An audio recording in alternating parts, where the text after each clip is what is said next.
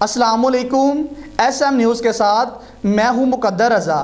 خبروں کا سلسلہ بڑھاتے ہوئے خبر شامل کرتے ہیں گجرانوالہ سے۔ ماڈل ٹاؤن کے علاقہ میں گیپکو ملازمین اور موبائل مارکیٹ دکانداروں کے درمیان ہاتھا پائی۔ دونوں اطراف سے تھپڑوں اور مکوں کا آزادانہ استعمال کیا گیا۔ اسی حوالے سے بات کرتے ہیں نیوز ایڈیٹر عبداللطیف شیخ سے۔ جی عبداللطیف، کیا اپڈیٹ ہیں آپ کے پاس؟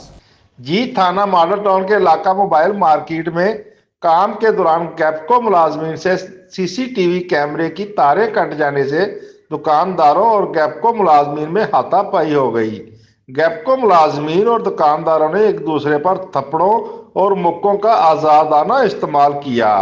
گیپکو ترجمان کے مطابق دوران ڈیوٹی گیپکو اہلکاروں سے غلطی سے سی سی ٹی وی کی تاریں کٹ گئی، جس پر دکانداروں نے گیپکو کی ٹیم پر حملہ کر دیا، جبکہ دکانداروں کا کہنا ہے کہ گیپکو اہلکاروں کو منع کرنے کے باوجود انہوں نے مارکیٹ کے سی سی ٹی وی کیمروں کی تاریں کاٹ دیں اور دکانداروں کو بھی تشدد کا نشانہ بنایا، اور واقعہ کے بعد گیپکو نے مارکیٹ کی تمام بجلی بھی بند کر دی ہے۔ جی بہت شکریہ عبداللطیف ہمیں اپڈیٹ کرنے کے لیے۔